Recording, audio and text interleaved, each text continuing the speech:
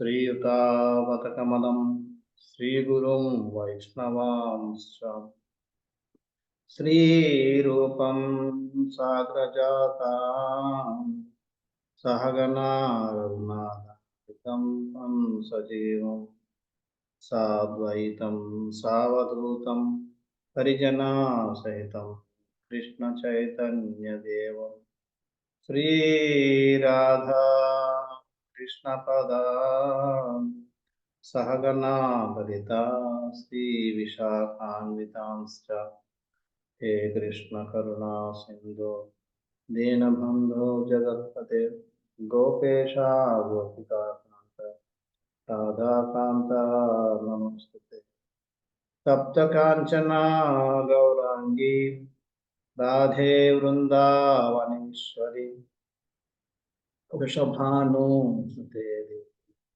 प्रणमामि हरिप्रिये नमो विष्णुपदाय कृष्णपृष्ठाय भूतले श्रीमते भक्तिवेदांत स्वामी नामिने नमस्ते सरस्वते देवे गौरवाणी प्रचारिणे निर्विशेष शून्यवादी पाश्चात्यदेशतारिणे वाञ्छाकल्पतरुभ्यश्च कृपा सिन्धुभ्य एव च पतितानां पावनेभ्यो वैष्णवेभ्यो नमः। जय श्री कृष्ण चैतन्य प्रभु नित्यानंद श्री अद्वैता गदाधर श्रीवासदि गौर भक्तवृंद हरे कृष्णा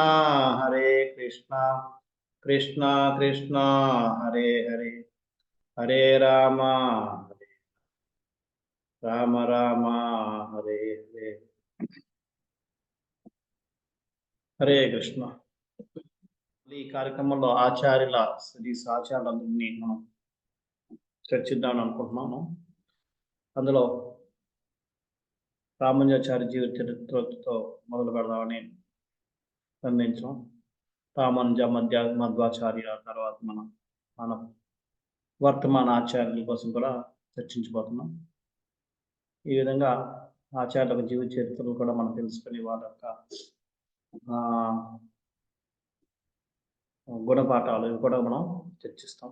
వాళ్ళు మనకి ఏమి నేర్పారు, వాళ్ళ యొక్క సూచనలు ఏంటి, ఆదేశాలు ఏంటి, ఇవన్నీ కూడా మనం నేర్చుకోవాలి. సో ఈరోజు మనం రామానుజాచార్యుల కోసం చర్చించబోతున్నాం. సో రామానుజాచార్యుల వారు మీ అందరికీ చాలా తెలుసు. ఆయన వైష్ణవ సాంప్రదాయానికి మన వైష్ణవ సాంప్రదాయాలు అధికారికంగా అంటే శాస్త్రపరంగా 4 సాంప్రదాయాలు గుర్తించబడ్డాయి. ఈ 4 కాకుండా మిగతా ఏవైనా సరే వాళ్ళకి ఈ 4తో సంబంధం లేకపోతే వాటిని మనం అధికారికంగా అంగీకరించలేము అని మనం తెలుసుకోవాలి. ఈ 4 సాంప్రదాయాలు ఏంటంటే శ్రీ సాంప్రదాయం ఏదైతే లక్ష్మీదేవి ద్వారా స్థాపించబడిందో, రుద్ర సాంప్రదాయం ఏదైతే రుద్రుడు అంటే శివుడు మొదలుపెట్టాడు, శివుడు స్టార్ట్ చేశాడు. బ్రహ్మ సాంప్రదాయం ఏదైతే బ్రహ్మ ద్వారా వచ్చింది, అది కుమార సాంప్రదాయం చతుర్కుమారుడు మొదలుపెట్టింది. ఇలాగా నలుగురికి 4 నుంచి 4 వైష్ణవ సాంప్రదాయాలు మొదలయ్యాయి. అందులో ఈ 4 సాంప్రదాయాల్లో 4 ప్రామినెంట్ ఆచార్యులు ఉన్నారు. మన దాంట్లో అదే మనం బ్రహ్మ సాంప్రదాయానికి చెందుతాం. ఇస్కాన్ కూడా మన సాంప్రదాయాల్లో మధ్వాచార్యుల వారు, శ్రీ సాంప్రదాయంలో రామానుజాచార్యుల వారు, అలాగే రుద్ర సాంప్రదాయం విష్ణు స్వామి,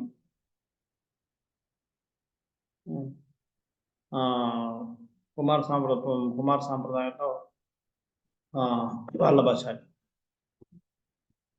ఇలా ఈ 4 ప్రామినెంట్ ఆచార్యులు వీరిని గుర్తిస్తారు. సో ఈ శ్రీ సాంప్రదాయం యొక్క ఆచార్యులైన రామానుజాచార్యుల వారిని మనం ఈరోజు చర్చిస్తున్నాం. వారు దాని ప్రకారం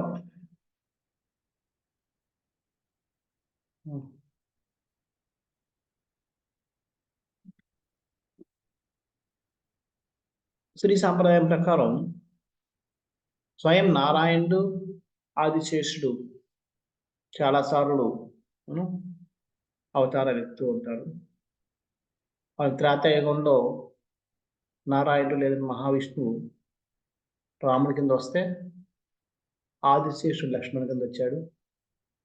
అలాగే ద్వాపర యుగంలో నారాయణుడు కృష్ణుడి కింద వస్తే ఆదిశేషుడు బలరాముడి కింద వచ్చాడు అని చెప్తారు.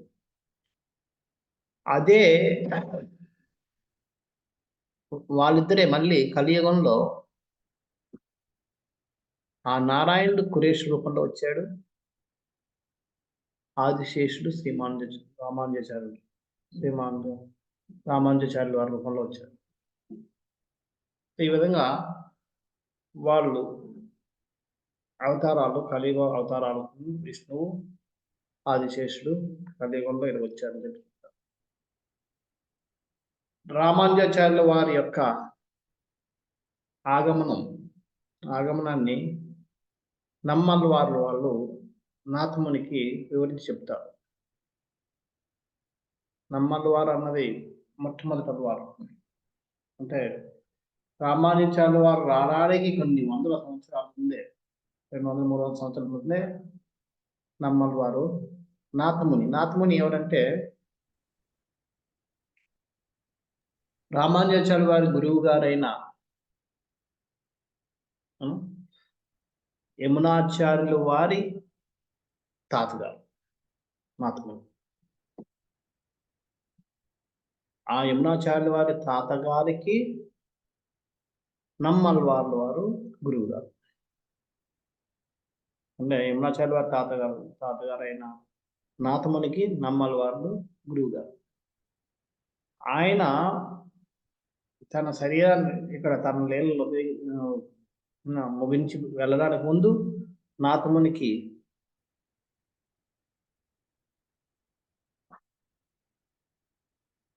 "108 raised hand" అది మిస్టేక్.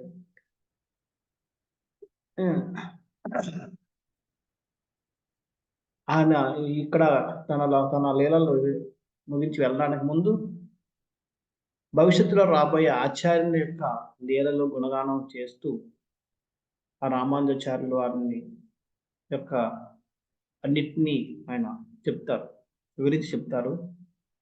చెప్పడమే కాకుండా తన యొక్క హృదయంలో నుంచి ఆ రూపకల్పన ఏదైతే ఆయన చూశాడో దాని నుంచి ఆ హృదయంలో నుంచి విగ్రహాన్ని తీసుకుని ఆయన నాథమునికి ఇస్తారు.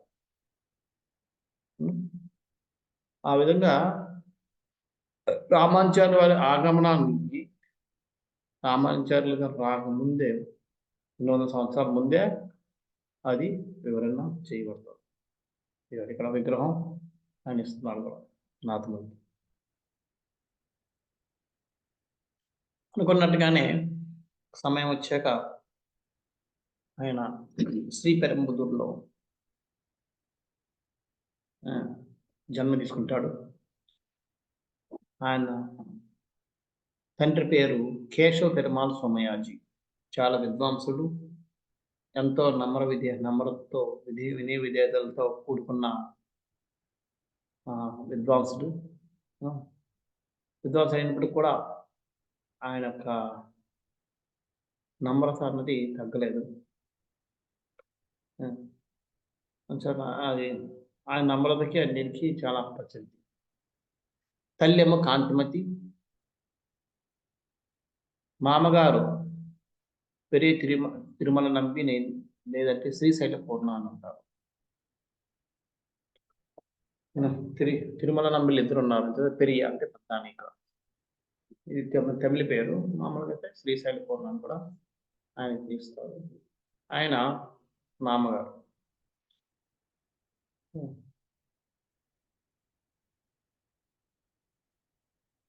మామగారు అంటే ఈయన శ్రీశైల పూర్ణ తిరుపతిలో ఉంటుండేవాడు.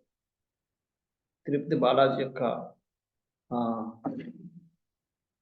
ఆహ్, సేవలో ఆయన ఉంటుండేవాడు. ఎప్పుడైతే కాంతిమతికి పిల్లవాడు పుట్టాడని తెలిసిందో వస్తారు రామానుజాచార్యులు వారు అది బిడ్డను చూడ్డానికి. హ్మ్. వచ్చి ఆయనే ఆ నక్షత్రాన్ని బట్టి ఆయనకిచ్చిన పేరు ఇళయ పెరుమాళ్ లేదంటే ఇళయాల్వార్. ఇళయాల్వార్ అన్నది తర్వాత అల్వార్ అవ్వడం వల్ల ఇళయాల్వార్ అయింది. లేకపోతే యాక్చువల్‌గా జన్మ జన్మ నక్షత్రం ప్రకారం ఇచ్చిన పేరు ఇలై ఇలై లేదంటే ఇలై పెరుమాళ్. ఆయనకి పేరు రామానుజాచార్యులు వారికి. పుట్టిన తేదీ 13వ తారీఖు 4వ నెల 17 మధ్యాహ్నం. కలియుగం మొదలైన 418 సంవత్సరాల తర్వాత ఆయన జన్మ తీసుకున్నాడు. అంటే ఇప్పుడు మనం చూసుకుంటే ఇప్పుడు మనకి 100 సంవత్సరాలు క్రితం. 100 సంవత్సరాల క్రితం. సారీ 1000 సంవత్సరాల క్రితం. 1005 సంవత్సరాలు. 23 కదా! సో, ఈ విధంగా 1000 సంవత్సరాల క్రితం ఆయన జన్మించారు. సో, శ్రీశైల పూర్ణ పుట్టిన బిడ్డను చూడడానికి వచ్చాడు. వచ్చి చూసాడు. చూసి చాలా స్తబ్దుడైపోయాడు. అంటే ఎప్పుడు కూడా ఎంతమంది పిల్లల్ని చూసాడు గానీ, ఇటువంటి పిల్లల్ని చూడలేదు. పుట్టుకతోటే మొత్తం దట్టమైన జుట్టు ఉంది. విశాలమైన నుదురు.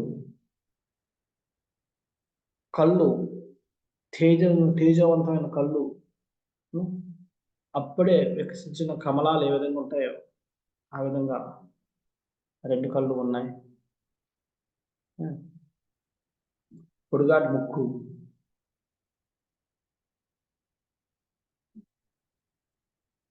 మొత్తం ముఖం నుంచి ఏదో తేజస్సు ఉట్టిపడుతుంది.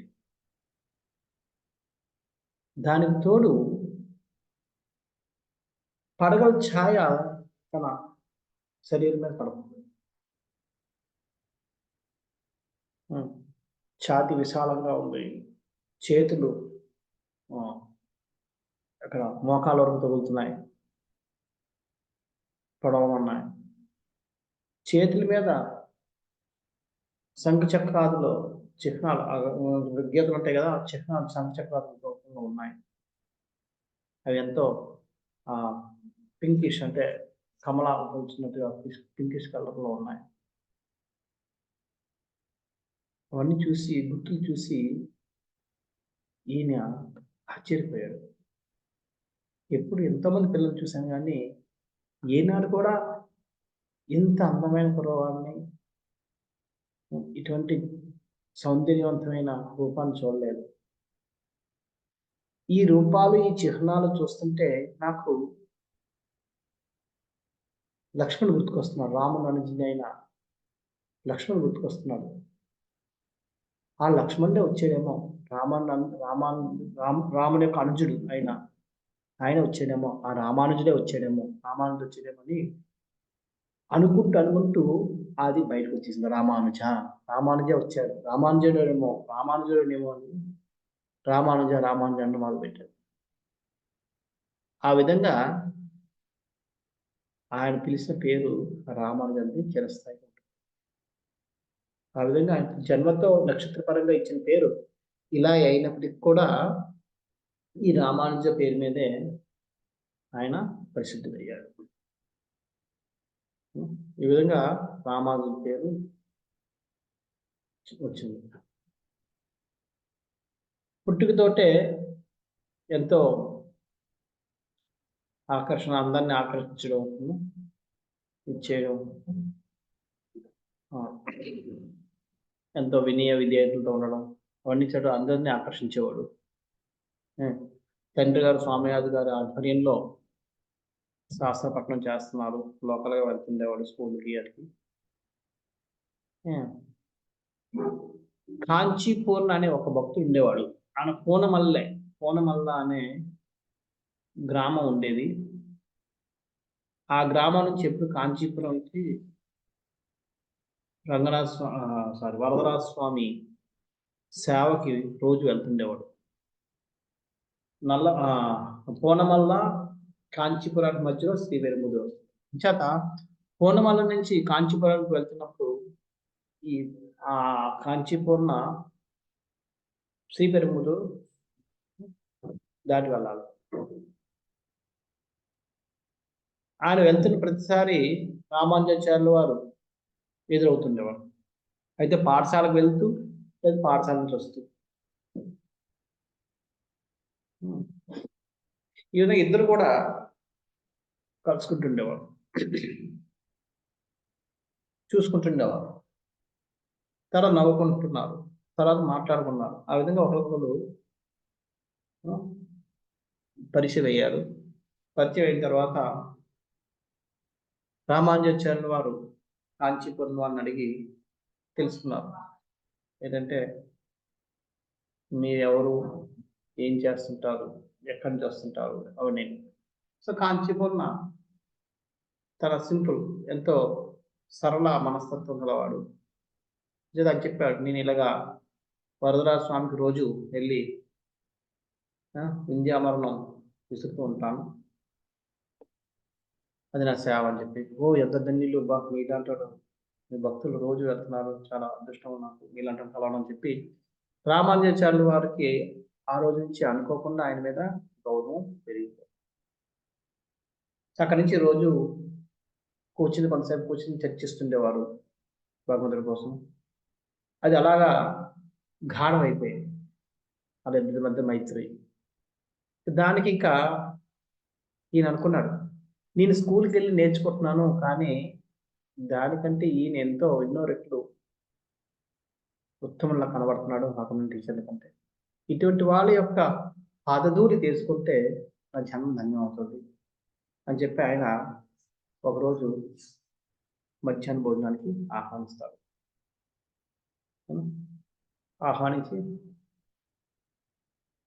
ఆహ్వానిస్తే ఈయన వస్తాడు కానీ ప్రాణాలు ఒప్పుకోకపోతే అప్పుడు ఆయన కూర్చుని ఆయన పాదాలకి ఆయన మసాజ్ చేసి కాళ్ళను పట్టుకొని బతిమలాడతాడు, దయచేసి మా ఇంటికి వచ్చి మా ఆతిథ్యాలు స్వీకరించింది.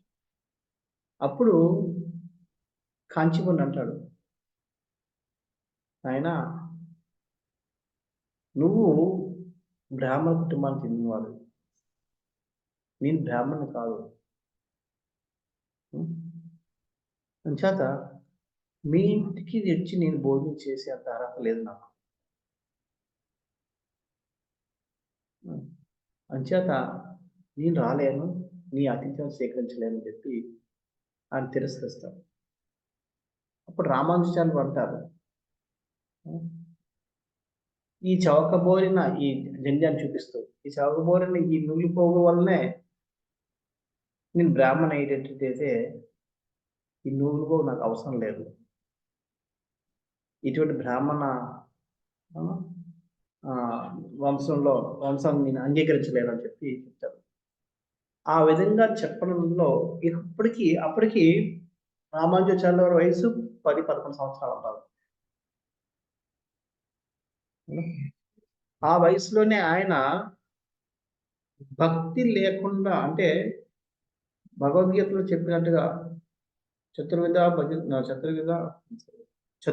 మయా సృష్టం గుణకర్మ విభాగం పదాన్ని ఆయన శ్లోకాన్ని ఆయన రుజువు చేస్తున్నారు. అంటే వర్ణాలు సృష్టించింది నేనే, కానీ ఎలాగకుండా గుణాలను బట్టి కర్మలను బట్టి అది నిర్దేశించబడుతుంది తప్ప పుట్టుక బట్టి కాదు అన్న విషయాన్ని రామానుజాచార్యుల వారు ఇక్కడ చెప్పడం మొదలుపెట్టారు. అంచేత ఇది నేను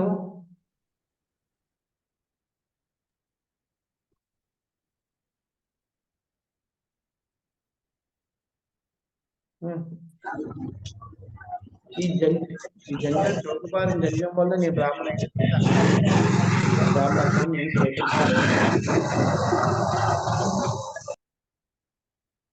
రామానుజాచార్యుల వారు ఖండిస్తూ ఉంటారు. ఆ విధంగా తను వచ్చిన ఉద్దేశాన్ని మొదటి నుంచి వెల్లడించడం మొదలుపెట్టారు. ఈ విధంగా వస్తారు. కానీ ఆ విధంగా అప్పుడు మొత్తం మీద ఒప్పించి తీసుకెళ్తాడు. తీసుకెళ్ళిన తర్వాత ఆయన కొద్దిగా సేవ చేసి, మసాజ్ అన్నీ చేసిన తర్వాత అక్కడి నుంచి ఒకరికొకరు ప్రాణ స్నేహితులైపోతారు గాఢంగా. ఈ విధంగా సంవత్సరాలు జరిగాయి. రామానుజాచార్యులు 16 ఏళ్ల వయసుకి వచ్చినప్పటికి అప్పటికే అక్కడ చాలా వేదాల్లో వేద జ్ఞాన నిష్ణాతుడు అయిపోయాడు. అన్నీ నేర్చుకున్నాడు విన్నంత వరకు. తర్వాత 17 సంవత్సరం వచ్చేటప్పటికి తంజమాంబ అనే ఆమెతోటి పెళ్లి జరుగుతుంది. పెళ్లి జరిగిన 1 నెలకే తండ్రి చనిపోతారు. తండ్రి చనిపోయిన తర్వాత ఈ కుటుంబ పోషణ తన మీద పడుతుంది. అప్పుడు ఇంకా గత్యంతరం లేని పరిస్థితుల్లో ఆయన కాంచీపురానికి వలస వెళ్తారు. ఎందుకంటే కాంచీపురంలో మందిరంలో ఏదో సేవ చేసుకుంటూ పూజారికి వాళ్ళు వీళ్ళు దక్షిణ ఇస్తారు. దక్షిణ ద్వారా కుటుంబ పోషణ చేసుకోవచ్చు అనే ఉద్దేశం మీద ఆయన కాంచీపురానికి వలస వెళ్తారు. ఈ విధంగా రామానుజాచార్యుల వారు శ్రీపెరుంబుదూరుని వదిలి కాంచీపురానికి తన బసను మార్చుకున్నారు. అయితే అక్కడికి వెళ్ళిన తర్వాత కూడా ఆయన తన విద్యాభ్యాసాన్ని కొనసాగించాలనే తపనలో ఉన్నారు. అంటే జ్ఞానం గ్రామర్ అవన్నీ నేర్చుకున్నారు. కానీ ఇంకా శాస్త్రాలు చదివి వాటి తాలూకా నిగూఢ అర్థాలని తెలుసుకోవాలన్న తపన ఉంది. అంచేత ఆయన ఎవరి దగ్గర నేర్చుకోవాలా సరైన గురువు ఎవరని చెప్పి వెతుకుతూ ఉన్నప్పుడు ఆయనకి ఒక గురువు దొరికారు. ఆయన పేరు యాదవ్ ప్రకాష్. యాదవ్ ప్రకాష్ వేదాంత సూత్రాల్లో చాలా నిష్ణాతుడు. ఆయన అద్వైత సిద్ధాంతానికి నిధి, మారు పేరు అద్వైత సిద్ధాంతం. అంచేత ఈ వేదాంత సూత్రాల యొక్క సారాన్ని నిగూఢ అర్థాలను నేర్చుకోవాలన్న తపంతో ఆయన యాదవ్ ప్రకాష్ వారి దగ్గరికి వెళ్ళి ఆయన పాఠశాలలో చేరడానికి వెళ్ళారు. యాదవ్ ప్రకాష్ రామానుజాచార్యులను చూడగానే తెలియని ఆకర్షణ, ఆనందం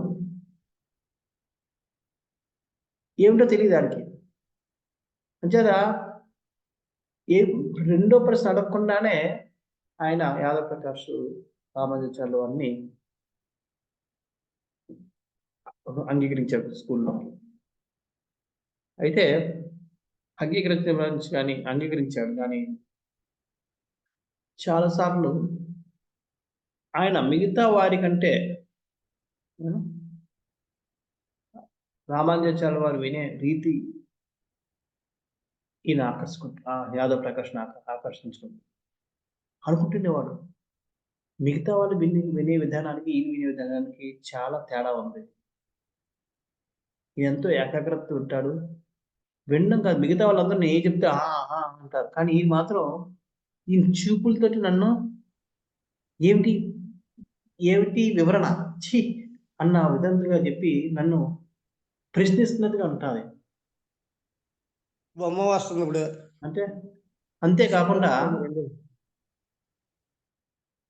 అంతేకాకుండా ఆయన అడిగే ప్రశ్నలకి నేను సమాధానం చెప్పడం కోసం నేను 10 సార్లు ఆలోచించాల్సి వస్తుంది. ఎవరి కుర్రవాడు ఈయన నిజంగా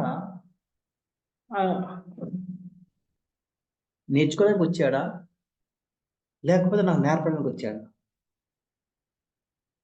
అని తర్జన భర్జన పడుతుండేవాడు. దానికి పడుతున్నట్టుగానే రామానుజాచార్యుల వారు కూడా చిన్నప్పటి నుంచి, అంటే అప్పుడు 17 సంవత్సరాల వయసు, అప్పటి నుంచే ఈయన చేసిన ప్రతి వివరణకి ఖండిస్తుండేవాడు. ఆయన ఏం చెప్పినా దాన్ని ఖండించి అది కాదు ఇదని చెప్పి వివరణిస్తుండేవాడు. ఆ వివరణకి యాదవ్ ప్రకాష్ చాలా అదే కదా, కరెక్టే కదా అనిపించేది. కానీ భయం. తన పేరు ప్రఖ్యాతులేటి, అందరి ముందు తను ఒప్పుకుంటే ఏదైనా తన గురుత్వానికి ఆ! కళంకం. నా పేరు ప్రఖ్యాతులు, ఎందుకంటే అద్వైత సిద్ధాంతంలో ఈయనకి మారుపేరు. అంచేత నా పేరు ప్రఖ్యాతులు ఏమవుతాయి? ఎలాగ నేను అందరి శిష్యుల ముందు నువ్వు చెప్పింది రైట్ అని నేను అంగీకరించగలను అని చెప్పి చాలా సార్లు మౌనంగా ఉండిపోయేవాడు. లేదంటే చెప్పాల్సింది నువ్వా నేనా అని చెప్పి ఏదో చెప్పి కూర్చోబెట్టేస్తుండేవాడు. ఎందుకంటే రామానుజాచార్యుల వారు ఇచ్చిన వివరణలన్నీ కూడా భగవంతుడికి కనెక్ట్ చేస్తుండేవాడు. సాకారానికి తగ్గట్టుగా చేస్తుండేవాడు. ఆ సాకార అంటే ఆకారం, నిరాకారం కాకుండా సాకార రూపానికి సంబంధించినటువంటి నిరాకార రూపంలో అది వివరిస్తుంటే రామానుజాచార్యుల వారు సహించలేకపోతుండేవాడు.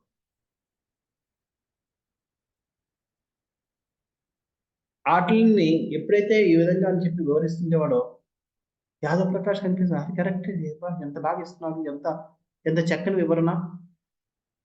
నేనెప్పుడు నేర్పలేదు. నేర్పకుండానే ఈయనకి ఇంత విశ్లేషించి, ఇంత సమన్వయంతోటి ఆటికి ఎక్స్‌ప్లెయిన్ వివరించే విధానం ఎలాగొచ్చింది ఈయనకి? ఈయన నిజంగా జ్ఞానా? నన్ను పరీక్షించడానికి వచ్చాడా? ఈయన సిద్ధాంతాలు ఇంత విశిష్టంగా ఎలాగున్నాయి? ఈయన ఈ విశిష్ట అద్వైతాన్ని స్థాపించడానికి వచ్చాడా? ఆ! నా అద్వైత సిద్ధాంతాన్ని ఖండించడానికి, అందరి ముందు ఖండించడానికి, నన్ను నవ్వుల పాలు చేయడానికొచ్చాడా? ఆల్రెడీ శాస్త్రాలన్నీ చదివి నేర్చుకోవాలని నెపంతో వచ్చి నన్ను వీళ్ళందరి ముందు చులకన చేయాలని వచ్చాడా? ఈ విధంగా రకరకాలుగా ఆయన ఆలోచిస్తుండేవాడు. రామానుజాచార్యులు ఇచ్చిన ప్రతి వివరణకి ఈయన ఖండించాలి అనుకునేవాడు గానీ ఖండించలేకపోతుండేవాడు. ఎందుకంటే ఆ వివరణ ఇంత చక్కగా ఉండేది. ఎక్కడ ఫాల్ట్ ఉండేది కాదు. ఏది చెప్దాం, ఇది తప్పు, ఇది కాదు అని చెప్పడానికి కూడా అవకాశం ఉండేది కాదు. అంత చక్కగా చెప్పేవాడు. సో, ఈ విధంగా ఎప్పుడు కలుస్తుంటే ఎప్పుడు ఇంటికొస్తుండేవాడు. ఎప్పుడు వాదనలవుతుండేవి. ఇంటికొస్తున్నాడు ఈయన ఎప్పుడు గట్టిగా మందలిస్తుండేవాడు. మందలిస్తే ఇంటికొచ్చేవాడు. వచ్చి తల్లికి చెప్పుకుంటుండేవాడు. బాధపడుతుండేవాడు. తల్లి ఓదారుస్తుండేది. "ఎందుకు నాయనా పోనీ వదిలేయి. గురువే కదా ఎంతైనా. ఆయన చెప్పింది నువ్వు అడ్డుగా ఎందుకు చెప్పడం? నీకు అర్థమైంది కదా!" అని. నాకు అర్థమైంది కానీ వేరే వాళ్ళందరిని తప్పుదారి పట్టిస్తే నేను ఎలా కూర్చోగలను ఈయన. సో, అంటే ఆ విధంగా చిన్నప్పటి నుంచే లోకాన్నందరిని ఉద్ధరించాలన్న. ఓసారి వాళ్ళిద్దరూ కూర్చొని ఉన్నారు. ఆ టైంలో రామానుజాచార్యులు వారు యాదవ్ ప్రకాష్ గారికి తే తే తైల మర్దనం చేస్ మర్ మర్దనం చేస్తున్నారు. చేస్తున్నప్పుడు కూడా పాఠాల యొక్క బోధన జరుగుతూ ఉంది. జరుగుతున్నప్పుడు దాంట్లో చాంద్యోగోపనిషత్తు నుంచి ఒక శ్లోకం వస్తది. దాంట్లో భగవంతుని యొక్క నేత్రాల్ని వర్ణిస్తూ ఒక లైన్ వస్తది. తస్య తస్య యదాకప్యాసం పుండరీకమేవ మీక్షామి. ఆ! మక్షిని పుండరీకమేవ మక్షిని. తస్య యదాక యదాకప్యాసం పుండరీకమేవ మక్షిని అని ఒక శ్లోకం వస్తది. దాంట్లో యథ అంటే ఏ విధంగా అయితే, కప్యాసం అన్న పదం. కప్యాసం అంటే కపి ప్లస్ ఆసం. ఆ 2 సంధి విడదీస్తాయి. కపి ప్లస్ ఆసం కప్యాసం. కపి అంటే కోతి, ఆసం అంటే కూర్చునే భాగం. అంటే పెరలని వస్తది. అంచేత భగవంతుడి నేత్రాలు ఏ విధంగా ఉన్నాయి? కోతి యొక్క వెనుక భాగం అంటే కోతి యొక్క వెనుక భాగం పింక్ కలర్‌లో ఉంటాయి. ఆ విధంగా ఉన్నాయని చెప్పి చెప్తున్నాడు. అది వినేటప్పటికి రామానుజాచార్యుడికి చాలా బాధ వర్ణన అయితే కరెక్ట్‌గానే ఉంది. పింక్ కలరే. కానీ పోల్చిన విధానం చాలా చులకన. అటువంటి భగవంతుడిని ఆ విధంగా పోల్చడం అది సహించలేకపోతున్నాను. వరవర నీళ్ళు కారిపోతుంటాయి. అది నీళ్ళు కారిపోతుంటే ఇది మర్దన చేస్తున్నప్పుడు ఆ నీళ్ళు కాలి ఆయన కాళ్ళ మీద పడుతుంది. వేడి నీళ్ళు ఏది చూస్తారు. చూసేటప్పటికి ఇంకేంటి రామానుజాచార్యులు ఏడుస్తారు. వెంటనే యాదవరాజుని "ఏం నాయనా ఏమైంది? ఎందుకు ఏడుస్తున్నావు?" అంటారు. ఏం లేదు, ఏం లేదు. మీరిచ్చిన వివరణ వింటే నాకు చాలా బాధ కలిగిందండి. ఏమైంది? నేనిచ్చిన వివరణ అంటే అప్పుడు అంటాడు, మీరు ఇంత అను ఆహ్, హీనమైన అసమంజసమైన వివరణ ఇస్తారని నేను ఎప్పుడు కూడా అనుకోలేదంటాడు. అనగానే ఇంకంతే. ఈ కళ్ళు ఎర్రగా అయిపోతాయి. ఏంటి? నేనిచ్చిన వివరణ అసమంజసమైందా? ఇంత హీనమైందా? హేయకరమైందా? నాకంటే బాగా చెప్పేవాడివా నువ్వు? ఏది చెప్పు నీ వివరణ అని ఆయన కోపంగా అగ్గి ఆహ్, ఆహ్, ఆహ్, ఏది అగ్ని నేత్రాలతోటి అరుస్తాడు. అరుస్తూ అంటాడు. అప్పుడు రామానుజాచార్యులు వారు ఎంత వినయంగా మీ ఆదేశం అయితే నేను నా ఒక వివరణ నేను ఇస్తాను అంటాడు. ఇది ఇవ్వు అయితే చూద్దాం. నాకంటే బాగా ఇవ్వగలవా అని చెప్పి. అప్పుడు మెయిన్ ఎక్కడ ఆ కప్యాసం అన్న పదానికి ప్రాబ్లమ్. ఎందుకంటే మిగతావన్నీ బానే ఉన్నాయి. కప్యాసం పుండరీకం ఏవ అని మాత్రమే ఏవం అక్షిని అంటే నేత్రాలు అవన్నీ బానే ఉన్నాయి. కప్యాసం. కప్యాసం అన్న పదానికి ఎన్నో అర్థాలున్నాయి. కానీ ముఖ్యంగా 3 అర్థాలున్నాయి. ఆ 3 అర్థాలు నేను చెప్తానని చెప్పి చెప్పడం మొదలుపెడతాడు. ఏంటంటే కపి అంటే అర్థం అంటే కం పిబతీతి కపి. కం పిబతి. మనకి భాగవతంలో భాగవతం రసమానం. పిబత అంటే తాగడం. కం పిబతి. పిబతి ఇతి కపిః. అంటే కపి అంటే కప్యాసం కపి ప్లస్ హాస్యం. అవునా? అది కప్యాసం. మీరన్నది కరెక్టే. కాకపోతే ఏ విధంగా అది వస్తుందని చూడాలి. కమ్ అంటే నీళ్ళు. నీళ్ళు తాగేది కపి. నీళ్ళు ఏది తాగుతది? సూర్యుడు. సూర్యుడు ఏం చేస్తుంటాడు? నీటి ఆవిరి అంటే నీటిని తాగి నీటిని ఆవిరి చేస్తుంటాడు కదా! ఆ విధంగా నీటిని తాగుతున్నట్టు. అంచేత కమ్ అంటే ఇక్కడ కపి అంటే ఇక్కడ సూర్యుడు అని అర్థం. మరి సూర్యతేన అస్యతే. అస్యతే అంటే వికసింపజేయడం. అటువంటి సూర్యుడి చేత వికసింపబడేది. వికాస్ ఇతి కప్యాస. అంటే ఆ కపితోటి ఆస్యతే అంటే వికసింపబడేది కప్యాస. అంచేత సూర్యుడితో వికసింపబడేది ఏది? కమలం. కమలం ఎప్పుడైతే సూర్యుడు వస్తుందో అప్పుడే వికసిస్తది. రాత్రులు ముంచుకోదు. అంచేత అది కమలము అని చెప్పి అర్థం. అబ్బా! అనుకుంటాడు యాదవ్ ప్రకాష్. ఏం వివరణ అనుకుంటాడు. అంతే రెండోది కూడా మొదలు పెడతాడు. కమ్ బిబ్బీతి కప్పి అది సేమ్ పదం. అంటే కమ్ అంటే నీళ్ళు తాగేది ఎవరు? కాడ. తస్మిన్ అస్తే ఇది కప్యాసం. తస్మిన్ అంటే అటువంటి కాడ అస్తే అంటే మీద ఉండేది. స్థితమై ఉండేది. అస్తే అంటే అస్తిత్వం అంటారు. అస్తిత్వం అంటే స్థితమై ఉండేది. అటువంటి కాడ మీద స్థితమై ఉండేది కప్యాసం అంటే కమలం. నీళ్లు తాగే కాడ మీద నిలబడి ఉండేది కమలం కాబట్టి ఈ విధంగా కమలం. అది రెండో అర్థం ఇస్తాను. అది వినేటప్పటికి యాదవ్ ప్రకాష్ యొక్క ఆనందంతో కళ్ళకు నీళ్ళు వచ్చేస్తాయి. ఏమి ఇస్తున్నాడు ఎందుకు నా బుర్ర పనిచేయడం లేదు? ఎప్పుడు నన్ను అంత ఆలోచించలేదే అని. అని ఆలోచిస్తుంటే మళ్ళీ మూడోది మొదలుపెడతాడు. కమ్ అంటే జలం, అస అంటే భూమి అంటే భూమి. జలంలో ఉంటూ భూమి మీద నిలబడేది కమలం. అంచేత ఏ విధంగా చూసుకున్నా ఈ కప్యాసం అన్న పదానికి కోతి వెనుక భాగం కాదు, కమలంతో పోల్చారు అని చెప్పి అంటారు. అనగానే ఇంకా ఆయనకి ఒక పక్క ఆనందం, ఇంకో రెండో పక్క భయం. నేను ఏం చెప్పినా ఎంత డీప్‌గా ఆయన ఇస్తున్నాడు. నా అద్వైత సిద్ధాంతాన్ని ఖండిస్తున్నానని అని తెలుస్తుంది నాకు. ఎందుకంటే వాళ్ళు భగవంతుడి రూపం లేదనే విషయాన్ని చేయాలి కాబట్టి ఆయన ఎప్పుడు హీనంగా మాట్లాడతారు. నేను నా అద్వైత సిద్ధాంతం ఖండిస్తానని తెలిసినా సరే నేను ఏం చేయలేకపోతున్నాను. ఏం మాట్లాడలేకపోతున్నాను.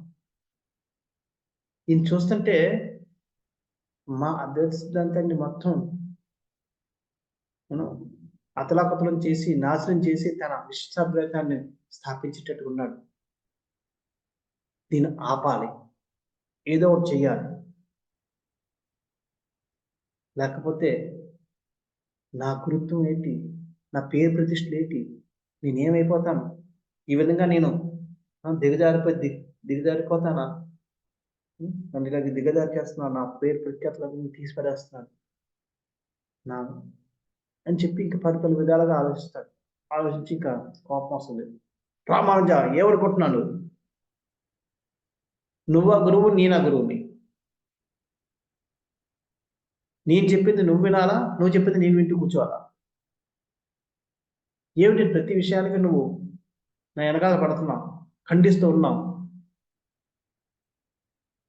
నువ్వు ఇలాగ ఖండిస్తున్నావు కాబట్టి నీకు చెప్పేది ఏం లేదు. కనీసం నువ్వు వెళ్ళొచ్చు అని చెప్తాడు. అంటే పరోక్షంగా చెప్పేదని ఏం లేదు. ఎందుకంటే ఆయనకంటే ఈయన ఎక్కువ తెలుసు.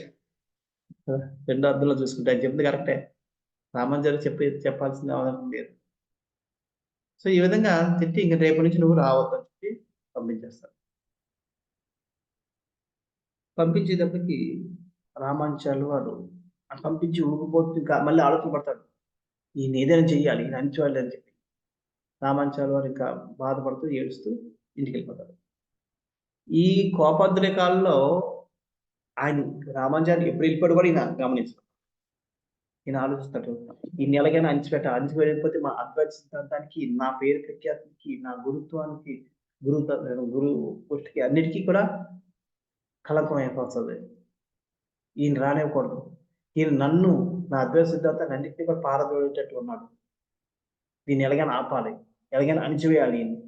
ఏం చేయాలి అని చెప్పి పరిపరి విధాలుగా ఆలోచిస్తూ కూర్చున్నాడు. ఆ రాత్రంతా ఒక పక్క ఆయన చెప్పిన వివరణలన్నీ మళ్ళీ తలుచుకుంటాడు. అబ్బా! ఏం వివరణలు ఇచ్చాడు. సూపర్ వివరణలు. ఇటువంటి వివరణలు ఎలాగొస్తున్నాయి? కానీ ఈయన ఇదే వివరణలతోటి నా సిద్ధాంతాన్ని మొత్తాన్ని యూనో అతలాకుతలం చేస్తాడు. ఓడించేస్తాడు. నాశనం చేసేస్తాడు. అంచేత అలా జరగనివ్వకూడదు. ఏ విధంగా చేసి నా అద్వైత సిద్ధాంతం నిలబెట్టాలి అని చెప్పి ఆలోచిస్తాడు. అంచేత ఆలోచించి ఇక ఆయన యొక్క ఆతృత ఆందోళనకి శిష్యులందరిని గురువుగారు ఏమైందండి? ఎందుకు మీరు ఇంత టెన్షన్ పడుతున్నారు? ఏమైందంటే అప్పుడు తన యొక్క అంతరంగిక శిష్యులు కొంతమంది ఉంటారు. వాళ్ళందరిని కూర్చోబెట్టారు. ఇలాగా మనందరం నాకేం చేయాలో అర్థం అవ్వడం లేదు. మన రామానుజాచార్యులు ఉన్నాడే, ఆయన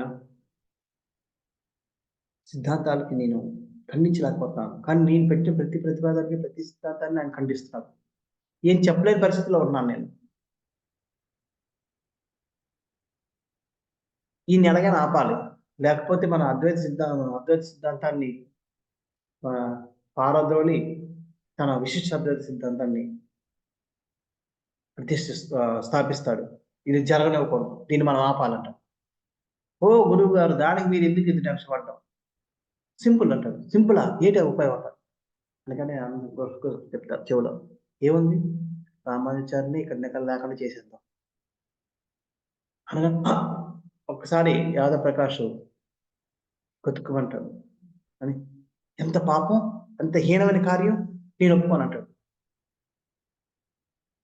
మళ్ళీ వీళ్ళందరూ మళ్ళీ చెవుల్లో గుర్తుకొస్తున్నారు. ఏంటిది? మీరేమైనా మీకోసం చేస్తున్నారా? మన సిద్ధాంతం కోసం, మన పరంపర కోసం, మన పరంపర యొక్క గౌరవాన్ని నిలబెట్టడం కోసం చేస్తున్నాం గానీ, మీరు మీ స్వార్థం కోసం చేస్తున్నారా? అంటాడు. అనగానే ఆ పేరు ప్రఖ్యాతమైన ఉన్న మోజు వల్ల యాదవ్ ప్రకాష్ యెస్. నా కోసం కాదు. నా పరంపర కోసం. మన సిద్ధాంతాన్ని నిలబెట్టడం కోసం చేస్తాం. చేద్దాం. ఆయన్ని అంతం చేయాలి. అంతం చేయాలి. అంతం చేద్దాం. మరి ఎలాగా? అప్పుడు ఆ శిష్యులు ఇస్తారు. ఏముంది? మనం అందరం కలిపి ఎళ్లి కాశీ యాత్రకెళ్దాం. కాశీ యాత్రలో ఆయన్ని అంతం చేద్దాం. ఎవరికీ డౌట్ రాదు. చెప్దాం. తెప్పడు ఏమైనా తెలియదు నెతికాం అని చెప్పి. ఈ కాశీ యాత్రకెళ్తున్నప్పుడు ఎంతోమంది మిస్ అవుతుంటారు. అందులో ఈయన ఒకడు. బావుందంటాడు. అనగానే నెక్స్ట్ డే ఉదయాన్నే మళ్ళీ కబురు పంపిస్తాడు. రామానుజాచార్యుల వారికి. ఇంక రావద్దన్నాడు మళ్ళీ కబురు పంపిస్తాడు. కబురు పంపించగానే రామానుజాచార్యులు ఎంత ఆనందపడిపోతారు. అరే! ఎంత గొప్ప మనసు, ఎంత పెద్ద మనసు. నేను అనుకున్నాను మళ్ళీ నన్ను యాదవ్ ప్రకాష్ గారు మళ్ళీ పిలవరేమో అనుకున్నాను. ఎంతైనా పెద్దవాళ్ళ మనసులు పెద్దవాళ్ళు. వాళ్ళు కోపగించుకున్నా మళ్ళీ మర్చిపోతారు. క్షమించేస్తారు. వాళ్ళంత చిన్నవాళ్ళు అని చెప్పి ఆనందంగా ఎళ్తాడు. ఎళ్లి పరిగెట్టుకొని ఎళ్తే చెప్తాడు. మళ్ళీ నమస్కరిస్తాడు కాళ్ళకి. అడుగుతాడు. "ఏం గురువుగారు పిలిచారట" అంటే, "ఏం లేదయ్యా మేమందరం కాశీకెళ్ళాలనుకుంటున్నాం. నువ్వు కూడా వస్తే బావుంటదని చెప్పి నేను పిలిచాను." అనగానే ఎంత ఆనందపడిపోతాడు. ఎంత పెద్ద మనసు. నేను ఎంత అపార్థం చేసుకున్నాను. హ్మ్. ఈయన నన్నింకా ద్వేషిస్తున్నారు అనుకున్నా గానీ, పెద్ద మనుషులు వాళ్ళ దాంట్లో ఎప్పుడూ ద్వేషం ఉండదు. నేను అర్థం చేసుకోలేకపోయాను అని చెప్పి అనుకుని, ఇప్పుడే మా అమ్మనెళ్లి పర్మిషన్ తీసుకొని వచ్చేస్తా అని చెప్పి వెళ్తాడు. అప్పుడు యాదవ్ ప్రకాష్ ఎళ్ళిరా తొందరగా. ఆ కాశీ యాత్రలోనే నీకు లాస్ట్ రోజు. మణికర్ణిక ఘాట్‌లో నిన్ను అంతం చేస్తాం. ఎందుకంటే మణికర్ణిక మళ్ళీ దాంట్లో గూడా ఆలోచిస్తాడు. మణికర్ణిక ఘాట్‌లో ఎవరైతే గంగలోకి తోసేస్తారో తోసినోడికి, తోయబడినోడికి ఇద్దరికి కూడా మోక్షం వస్తది. మామూలుగా పాపం చంపడం. కానీ అక్కడ చంపితే చంపినోడికి కూడా ఎందుకంటే చంపినోడికి కూడా పుణ్యం వస్తది. వచ్చేది అక్కడే చంపుతానని చెప్పి దాంట్లో అఘాత్యంలో కూడా అంటే వాళ్ళ పనికిమాలిన పనిలో కూడా మంచి పుణ్యాన్ని వెతుక్కుంటున్నాడు. ఇది స్మార్త బ్రాహ్మణులు ఎక్కువ చేసుకునే పని. తప్పుల్లో కూడా ఒప్పులు, పుణ్యాలు, పాపాలు వెతుక్కోవడం. సో, ఈ విధంగా ఆయన అనుకోని చేస్తాడు. రామాచార్యులు వాడి ఇంటికెళ్తాడు. ఆళ్ళ అమ్మ ముందు యాదవ్ ప్రకాష్‌ని తెగ పొగుడుతాడు. ఎంత మంచాయన, ఎంత అపార్థం చేస్తున్నాడు నిన్ను. ఆ! పెద్ద మనసు, ఇంత పెద్ద మనసు ఉన్నది చూడదని చెప్పి తల్లి పర్మిషన్ తీసుకొని కాశీ యాత్రకి బయలుదేరతారు అందరితో పాటు. హ్మ్. అయితే ఇప్పుడు ఇంతకు ముందు కూడా రామానుజాచార్యుల వారికి యాదవ్ ప్రకాష్‌కి ఆర్గ్యుమెంట్లు అవుతున్నప్పుడు ఇంతకు ముందు కూడా 2 సార్లు యాదవ్ ప్రకాష్ రేపటి నుంచి రావద్దని చెప్పి తిడుతూ ఉంటాడు. తిట్టిన ప్రతిసారి ఇంటికి ఆహ్, నేను వచ్చి బాధపడుతుంటాడు. అదే సమయంలో ఈ రామాచార్యులు గారికి ఇంకొక పిన్ ఉంటది. ఆమె పేరు ద్యుతిమతి ఆమె పేరు. ద్యుతిమతికి కూడా ఇంకొక అబ్బాయి పుడతాడు. ఆయన కూడా శ్రీశైలం వెళ్లి ఆయన కూడా పేరు పెడతాడు. ఏంటంటే గోవింద భట్ అని. గోవింద భట్ అని పేరు పెడతాడు. ఆయన కూడా రామానుజాచార్య వారు యాదవ్ ప్రకాష్ కూడా నేర్చుకోవడానికి వెళ్తున్నాడని తెలిసి వాళ్ళు కూడా వాళ్ళ అబ్బాయిని యాదవ్ ప్రకాష్ దగ్గరకి పంపిస్తుంటారు. సో, యాదవ్ ప్రకాష్ వారు ఆహ్, దగ్గర ఆయన నేర్చుకుంటాడు. కాకపోతే ఆయన చాలా రామానుజాచార్యుల వల్లగే ఎంతో శ్రద్ధగా వింటాడు, అన్నీ చేస్తాడు గానీ, రామానుజాచార్యుల వారికి ఎప్పుడు ఎదురు చెప్పడు. రామానుజాచార్యుల వారి ప్రతిదానికి ఎదురు చెప్పి గొడవ పెట్టుకుంటుండేవాడు. ఆయన పెట్టుకునేవాడు కాదు. సో, ఈ విధంగా ఆయన కూడా కాశీ యాత్రకెళ్తారు. అయితే ఈ వెళ్తున్నప్పుడు వెళ్ళే సమయానికి వాళ్ళు ఆడుకున్న మాటలు విని ఈ గోవింద భట్టు తెలుస్తుంది కుట్ర అంతా. అమ్మ బాబోయ్! ఎంత పెద్ద కుట్రాడు. ఇది జరగనివ్వకూడదు. ఎలాగైనా నేను నాన్నని కాపాడుకోవాలి అని చెప్పాలనుకుంటాడు. కానీ వీళ్ళేం చేస్తారు? ఆయన్ని రామానుజాలతో కలవకుండా చేస్తూ ఉంటారు. యాత్రలో అంతా ఆయన చుట్టూ తిరుగుతుంటారు. ఈ గోవింద భట్ట చుట్టూ. గోవింద చుట్టూ తిరుగుతూ ఉంటారు. గోవింద రామానుజాలతో కలవకుండా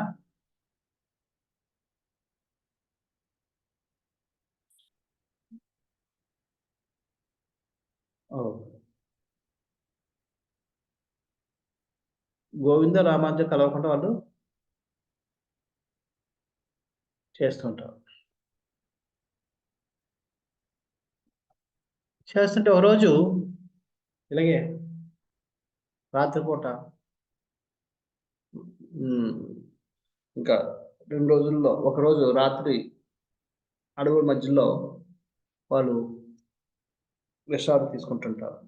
ఆ టైంలో గోవింద భట్టరు వచ్చి హ్మ్.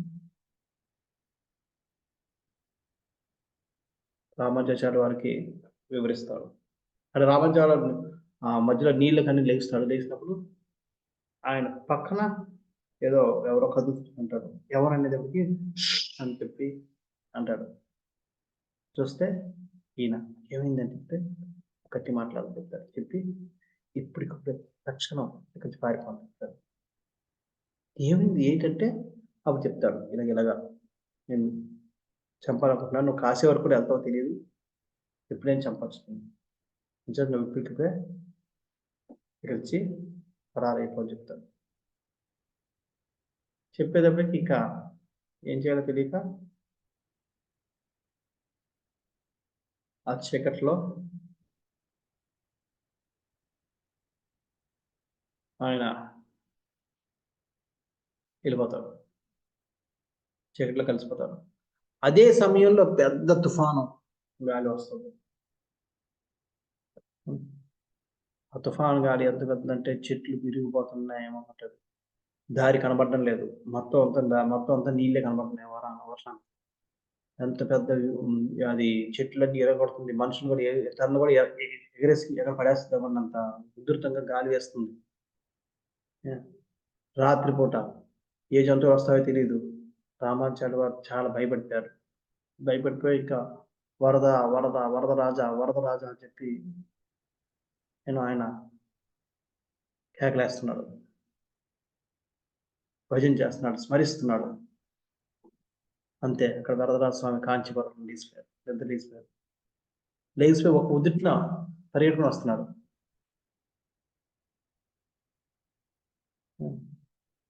వస్తుంటే లక్ష్మీదేవి కూడా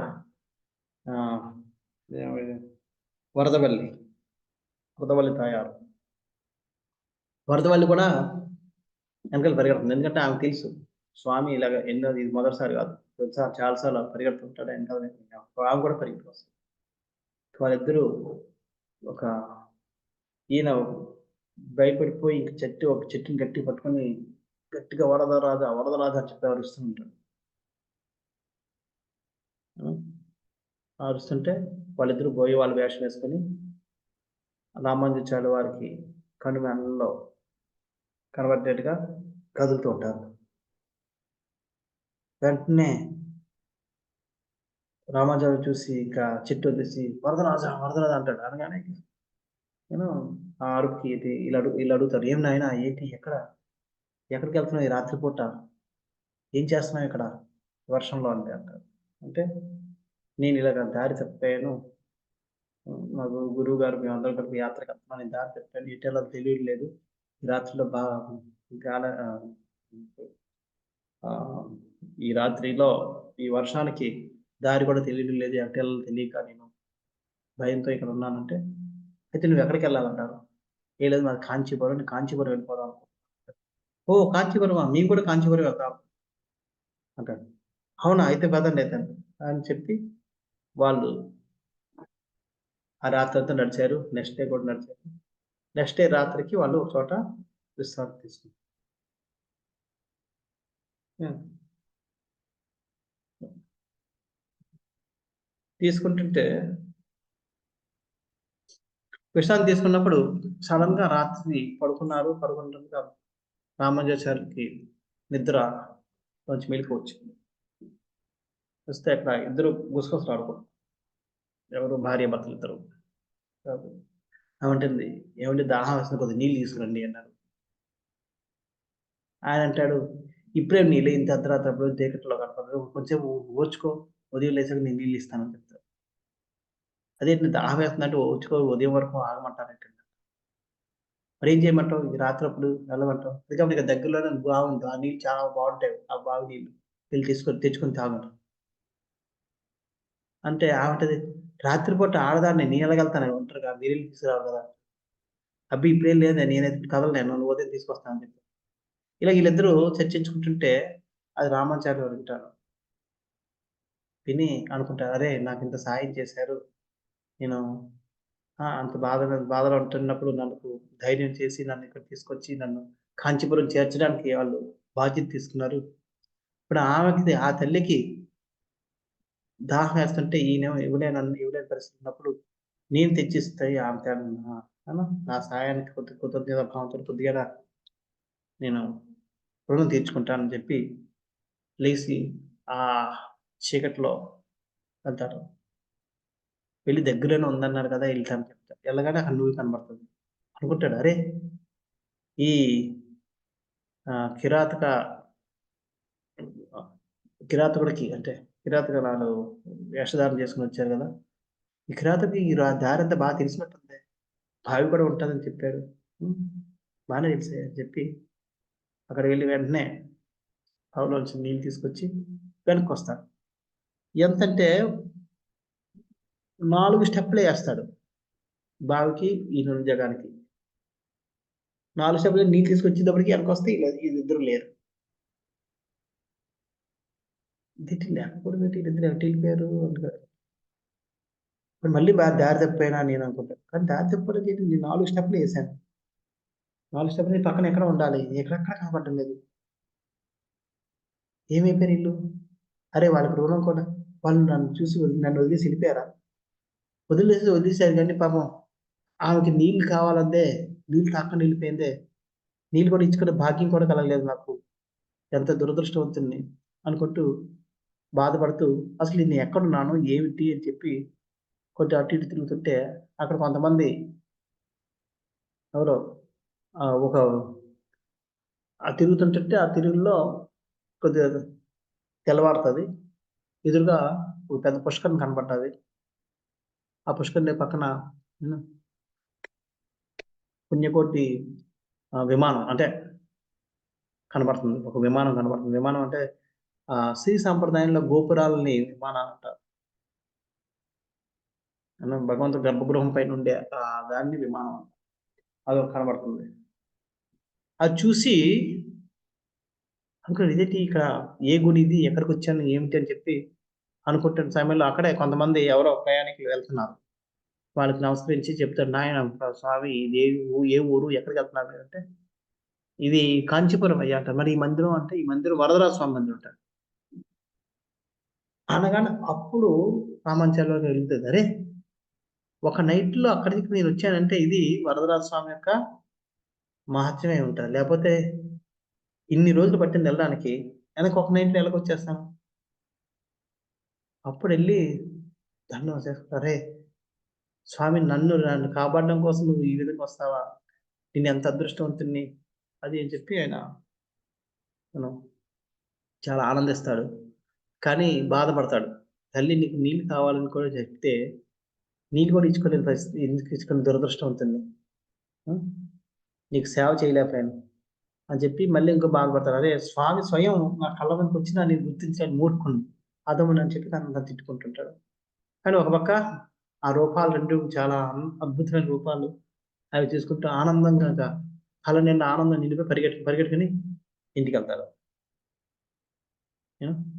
ఇంటికెళ్ళి తల్లి ఇంటికెళ్ళగానే ఇంట్లో తల్లి చూస్తది. ఎప్పుడు తన కొడుకులో ఎప్పుడు ఇంత ఆనందం చూడలేదు. "ఏం నాయనా ఇంత ఆనందం" అంటే ఇంక ఆయన పరవశించిపోతున్నాడు. ఇది చెప్పలేకపోతాడు. తర్వాత కొంచెం సేపు అయ్యాక చెప్తాడు. "అమ్మా ఏం చెప్పనమ్మా? ఏమైంది బాబు? ఏమైందంటే ఏమి ఇంత తొందరగా వచ్చేసావు?" అప్పుడే యాత్ర అయిపోయిందా? ఇంత తొందరగా వచ్చేసేవిటంటారు. అప్పుడు చెప్తారు ఫస్ట్ ఇది జరిగిందంతా చెప్పి వదరాల్సిన అనమాట. అంటే నేను ఎంత అదృష్టవంతునని ఈయన అనుకుంటాడు. కానీ ఆమె ఏమనుకుంటుంది, తల్లి కదా, అమ్మో నువ్వు ఎంత పెద్ద గండం నుంచి బయటపడ్డావు. ఆమె భగవంతుడు కనబడ్డా అది ఉంది తల్లి మీద ఉన్న ప్రేమ, తల్లి ఉన్న ప్రేమ అది. అని చెప్పి ఆమె చేసి పోన్లే నాయన ఇప్పుడైనా వచ్చేసావు, కొన్ని గంటలు బయటపడ్డావు అంటారు. ఇప్పుడు ఏం చేయాలంటే ఆ నూతి నుంచి నువ్వు నీళ్లు తీసుకొచ్చి భగవంతుడికి ఇవ్వంటే నేను అదే అనుకుంటున్నాను. రోజు భగవంతుడికి ఆ నీళ్లు ఇష్టం కాబట్టి అక్కడ తీసుకొచ్చని చెప్పారు. ఆ నువ్వు పేరు సెలెక్చున్నారంటారు. ఇప్పుడు కూడా వరదరాజ స్వామికి ఆ నుయ్యి నుంచే నీళ్లు తీసుకుని వెళ్ళి ఇస్తుంటారు. ఇది వరదరాజ స్వామి నుంచి 5 కిలోమీటర్ల దూరంలో ఉంటారు. 5 కిలోమీటర్ల దూరం. 5 కిలోమీటర్ల దూరం నుంచి వెళ్ళి అక్కడ ఆ నూతి నుంచి తీసుకొచ్చిన నీళ్ళతోటే భగవంతుడి అభిషేకాలు, భగవంతుడికి అన్ని జరుగుతూ ఉంటాయి ఇప్పటికి కూడా. సో ఈ విధంగా భగవంతుడు స్వయం నిర్ణయించుకున్న, నాకు ఈ నూతిలో నీళ్ళు ఇష్టం అని నేను నిర్ణయించుకున్నాను బావి ఇది. అక్కడి నుంచి ఇంకా వెళ్ళి ఆయన రోజు ఆ బావి నుంచి నీళ్ళు తీసుకొచ్చి ఇవ్వడం, మళ్ళీ మెట్లు గిట్లు అన్ని కడగడం, ఈ విధంగా రోజు భగవంతుడు సేవ చేసుకుంటూ రోజులు గడుపుతూ ఉన్నాడు. ఓకే,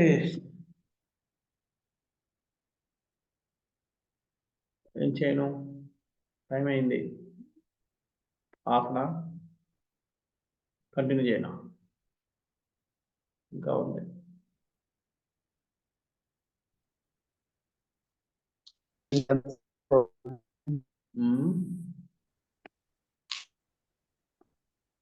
ఏం చేయమంటారు?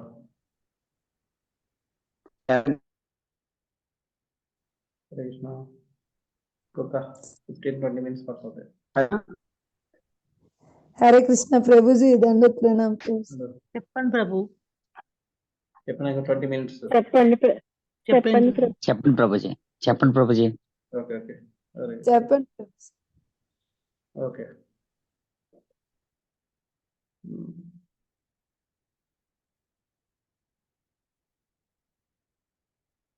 అక్కడ ఆయన అక్కడి నుంచి రోజు అభిషేకానికి నీళ్ళు తెచ్చుకుంటూ ఇచ్చేస్తున్నాడు.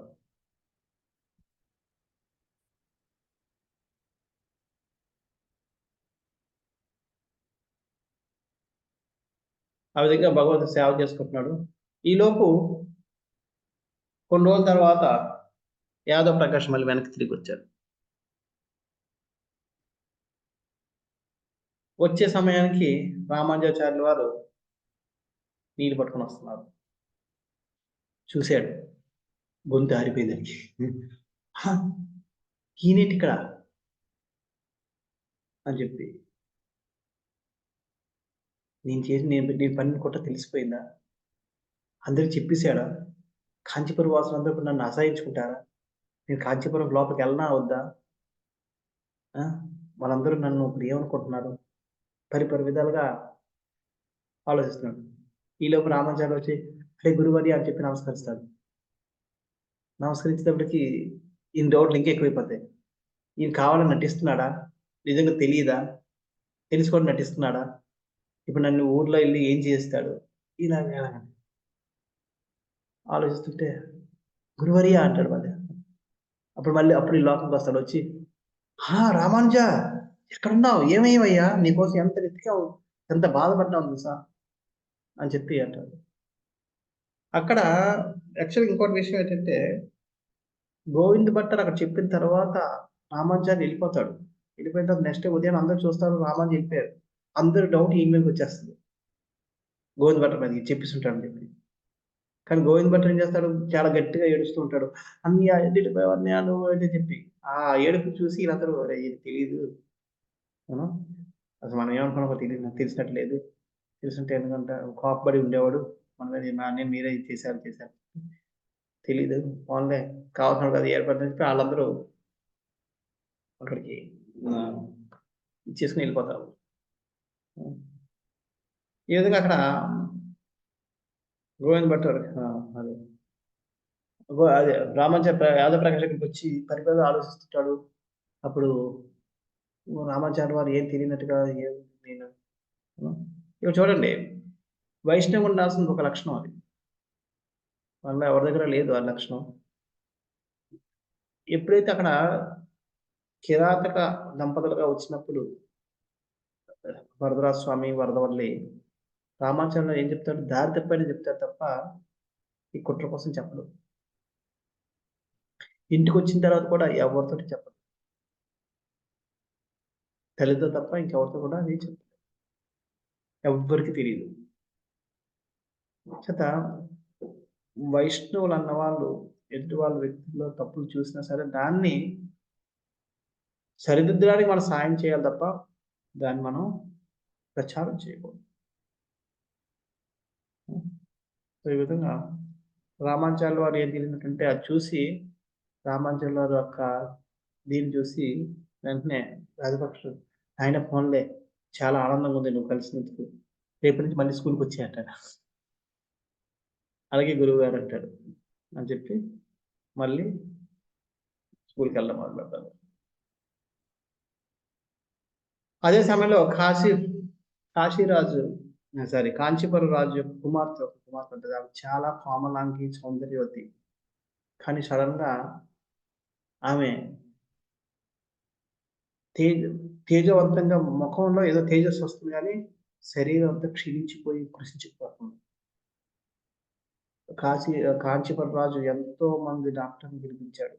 ఇంకా లాస్ట్గా ఎన్నో రకాలుగా ప్రయత్నించిన తర్వాత ఇంకా నిష్ణాతులైన డాక్టర్ని పిలిస్తే వాళ్ళు చెప్తారు, చూసి ఆలోచించి తెలుసుకుంటారు. ఎందుకని అప్పుడు అంటారు, మీ అమ్మాయి రోగం ఏంటో తెలుసు కానీ దాని పరిష్కారం మాకు చేతుల్లో లేదు అంటారు. అలా కాంచీపురం రాజు అనుకుంటారు, అదేంటి రోగం తెలిస్తే మరి తెలుసుకుని మీకు డాక్టర్ కాదంటే కరెక్టే కానీ అది రోగం కాదు, కానీ రోగమే. అది ఏంటంటే ఆవిడ బ్రహ్మరాక్షసు పట్టుకుని పీడిస్తుంది అంటే అది మందులతో తెలదు. దానికి మీరు తాంత్రికని తీసుకొచ్చి ఏమైనా చేస్తే పూజలు చేస్తే వెళ్తుంది ఏమంటుంది. అనగానే అప్పుడు కాంచీపురం రాజు పెద్ద పెద్ద తాంత్రికులందరినీ పిలుస్తాడు. పిలిచి మా అమ్మాయి యొక్క దీన్ని పారదోడాలని చెప్పి బ్రహ్మరాక్షణ పారదోడాలని అంటారు. అంటే వాళ్ళు వచ్చి చెప్తుంటే బ్రహ్మరాక్షి నువ్వు వెళ్ళని చెప్పి ఏట్రా నన్ను అనేది దీని అని చెప్పి అది లేచి వేసిన కేకలకి వాళ్ళందరూ దోతి ఎగబెట్టుకుని పరిగెత్తుతా. సో ఈ విధంగా అందరూ పారిపోతుంటారు. ఇక అప్పుడు వాళ్ళందరూ కూడా భయం, అంటే మమ్మల్ని రోజు పోషిస్తున్నాడు, ఆయనకి కావాల్సిన సమయంలో మేము ఏం చేయలేకపోతున్నాం, ఏం చెప్పాలని చెప్పి ఏదైతేనే మన నిజం చెప్పేదని చెప్పి వాళ్ళు వెళ్ళి చెప్తారు, మాతో అయ్యేది కాదు అనగానే ఇంకా కాంచీపురం రాజుకి ఇంకా బయటకు అయిపోద్ది అనుకుంటా. మరి ఇంకేంటి పరిస్థితి అంటే, కానీ ఒక్కటి ఆశ ఉంది. ఏంటంటారు ఆయనకి పోనీ ఏదో చెప్పండి అంటే, యాదవ్ ప్రకాష్ అన్న ఆయన ఉన్నాడు. ఆయన మహా మేధావి, ఈ తంత్ర విద్యలో వీటిల్లోనూ ఆయన చాలా నిష్ణాతుడు. ఆయన ఏమైనా చేయగలరు, ఆయన ఈ రాక్షసుని బంధించగలరు. అనగానే వెంటనే ఇంకా భటుని పంపించి యాదవ్ ప్రకాష్ పంపిస్తారు. యాదవ్ ప్రకాష్ ఆయనలో విద్యాభ్యాసం చెప్తుంటారు. అప్పుడు శిష్యులు చెప్తారు, మీకోసం రాజభటులు వచ్చారని. ఏమంటారు పిలిపించితే వాళ్ళు వెళ్ళి కాలు మీద నమస్కారం పెట్టి చెప్తారు, ఇలాగలగా మీకు